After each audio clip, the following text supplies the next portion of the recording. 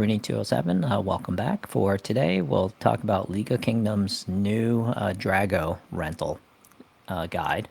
And it's released. I'll put the link here. And this is from the King's Telegraph piece of it. And previously, you had to buy the Dragos, and then you had to mint them or breed them. And then through this process, there are excess Dragos now within the game itself, the ecosystem. So the developer League of Kingdoms and Plus decided to offer their rental piece, and I think this is great. This is and we'll see how the results come out. But one of the big benefits is that you'll have more Dragos that's available, so you'll generate more AP throughout the game to be able to do the DSA mines, and within that you have also the cheaper ones will be sold more. They'll be able to mint the newer ones on the market, and more players will have them. So I think it's a good, at least a minimal level playing field for the lower level, the lower 25-30% of the player base. And then you also have players who's going to do the chimeric infusion that's going to spend thousands, if not more, of dollars infusing to build a max or potentially max dragon there for the Drago. And it's so this is I think anytime you have the opportunity to capture residual passive income, I think it's great. So for me personally, I do not have any Dragos. I was not part of the earlier stage, and I didn't get to build a buy any because I think it's a little bit hard to find, and I don't really know which trusted sites to, whether it's Tofu or OpenSea and things like that. I think the one of the knock I would say on League of Kingdoms and N Plus is that they do not create an easy, accessible way to be able to allow players to be able to exchange this. And it would have been nicer if it's in game, but they're using various Polygon and Ethereum based ecosystem trading marketplace.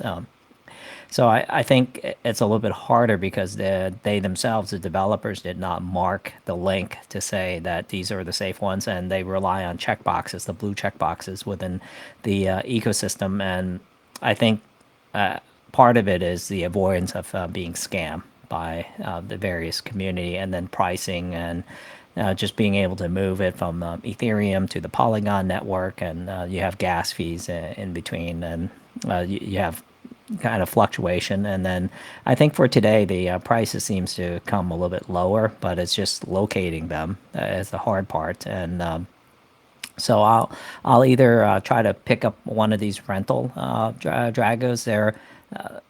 They're delayed, I believe. I don't know if it'll be live later today or not. So I think for me, I'll just either try to get in on the rental, and hopefully someone will offer like a 50-50 split. I don't think I'll accept anything that's wider than 50-50. I think there's just going to be enough on the marketplace to be able to do that. And essentially, I'm just looking for the cheaper Drago, either for rental or for any of these. And I think if the person that's renting to me feel that I'm active enough as a player, they should be able to give me a better deal, because I'll be able to get them more DSA on a relative basis over the course of the rental period versus an inactive player. So I think that's something to consider as well, performance-based piece. So here, if you go to the League of Kingdoms webpage here, and then you'll connect your Polygon wallet. I believe this is the MetaMask Polygon symbol, and then you'll go to the My Drago drop-down menu, and then from here you can look at the details of the Dragos that you want to rent out, and they'll have a list once this page becomes more active and live. And then you can click on the rental button on there, and it'll pop up, and based on the wallet address of the borrower, and then the distribution split, and then the duration period. The most important thing is that the owner can terminate the contract at any time, regardless of the rental duration. I think this is kind of similar to where Splinterland started, and then it migrated towards a rental duration. I think what's important here is to look at the continent versus continent cycle, because once you're in continent versus continent, the ability to rent these Dragos and use them, I think I'm not sure if you'll have time to mine these DSAs and things like that. So I think the game itself should be able to navigate and come up with an effective way to be able to help the players, both the rentee and the renter, to be able to navigate in the gaps of the continent versus continent period. So when you're in the home kingdom, that's when you can take advantage of this. And I think depending on the type of kingdom, if you're just constantly hopping continent versus continent, then I'm not sure of the value it brings. So that's something I think the developer N plus and the game itself, League of Kingdoms, needs to take into consideration their schedule and the migration around continent versus continent piece of it.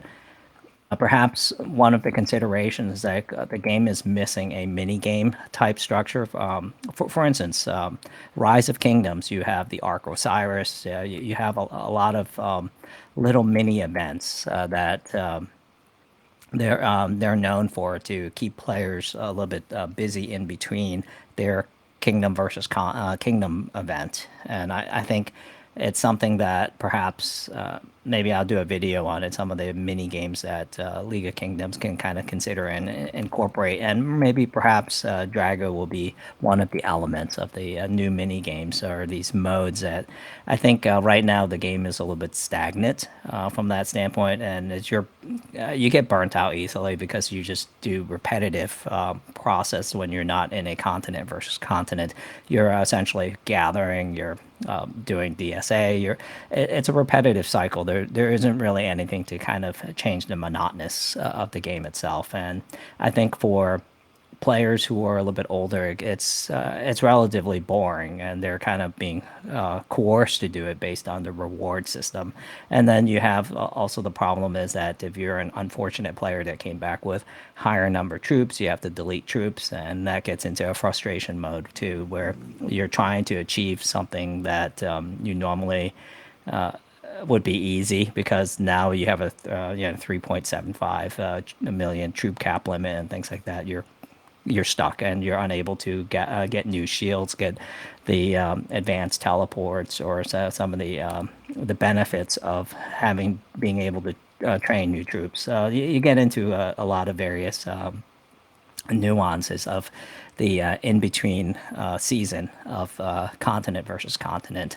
And here, if you click the number 6, if you click the rental button when you're done with the setting, it will basically go through your wallet contract, and it'll just do the confirmation. There is a gas fee, and I'm hoping, since it's on Polygon, I think it's relatively affordable versus the Ethereum gas fee, so that's good. I think for them to select a a blockchain like Polygon, I think it's very helpful. So the Drago will appear on the page of the renter, and they'll show the distribution ratio, the split here, and the terms, the duration of the contract, and then the whoever is renting it out, they can cancel it at any time. The I hope it'll move towards that season cyclical season cycle where it's a lot easier to manage and things like that. And I think for those who are renting it out, I would say should put the terms in that kind of encapsulate it in that period of time. Let's see. And then if you're renting it out, you can see how many DSAs there are and the borrowers. You can kind of see the split and the earnings of that. And then you'll need at least 1,000 of a minimum 1,000 of the DSA to claim it. And then you'll get the 10 DSA with the token piece. And I believe the renter will also capture whatever split of your daily DSA as well, the ones that you earn by completing your daily chests, which is depending on your castle level or kingdom level. If you're at level 30, you can earn 1,000 of those and things like that with the cap piece of it. This is yep, this is the daily quest update. So here, those are leveled. Their kingdom is level 26 or above. You'll earn the maximum 1,000, and the rest will be partially rewarded. And essentially, the only one that's going to earn is minimum level 16, which I think it's pretty quick to get there. So there's gonna. I think they're not really preventing a lot of bots. I think bots can get to level 16 pretty quickly. So I think overall it's a good direction. It's a good positive step, and I think this is something that's needed within the game to be able to earn more and get residual income. And it's also nice for the person that's renting it. They don't have to go out and find the DSA mine. It's kind of a pain. It's a cycle, and it's even though you have a fixed amount and everyone should be able to get their share, it seems to be still competitive, and players still complain that they don't receive it, and they're not able to go and mine the at least either at the sufficient level or to even find an available one. So I think maybe it has to do with it just takes time to level out. This is it. Thank you so much.